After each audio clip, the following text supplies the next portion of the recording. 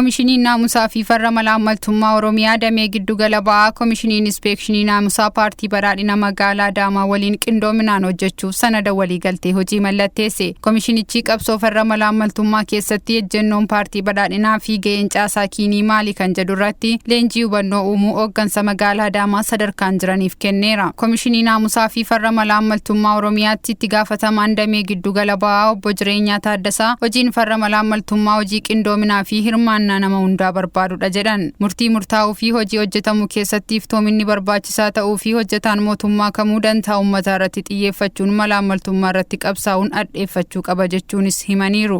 Malaamaltummaa irratti qabsaa'uun diriiriin qabu. Kan irratti namni tokko ta'uu qabu. Waan waloo irratti faayidaa waliin irratti tokko taanee hojjechuun keenya milkaa'ina amma jiru kan argamsiise waan ta'eef kun daran itti fufuudha kan qabu. Akka komishinii keenyaatti komishiniin keenya ittisa hojjeta jechaadha. Ittisa yakka malaamaltummaa.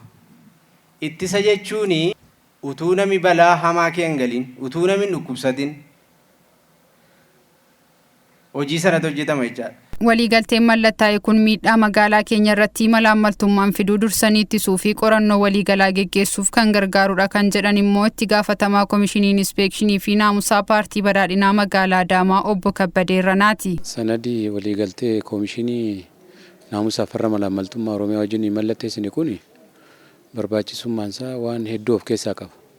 Tokkoffaa hojiiwwan nuti akka Komishiniin Inspeekshinii fi naamusa paartii badhaadhinaa magaalaa Adaamaatti hojjennuu fi naannoo keenya irratti, uummata keenya irratti, hojii keenya irratti dhiibbaa inni uumu irratti caasaa keenyaaf, caasaa hooggansa mootummaatiif, miseensa paartii keenyaatiif hubannoo uumuudha, leenjii kenninaa jechuudha.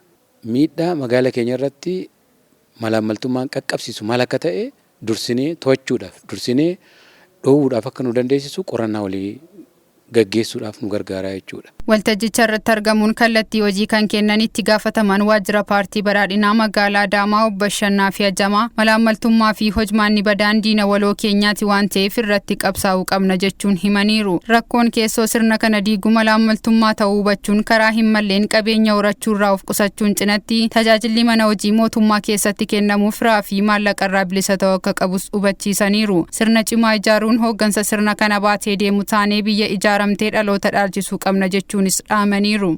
Hojiin naamusaa fi farra malaamaltummaa wal qabateetoo hojjetamaa jiru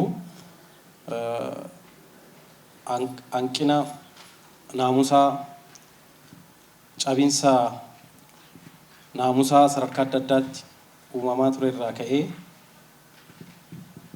namni hojii maataan hojii hojjechuun dadhabamee karaa hin malleen qabeenya horatamu kun diigumsa biyyaafis diigumsa sirnaatiif ka'umsa guddaa ta'uu waan danda'uuf dhimma xiyyeeffannoo olaanaadhaan hordofamee sirreeffamuu danda'uu qabu ta'uu hooggansii fi caasaan keenya sirriitti hubata jedhee tanaman.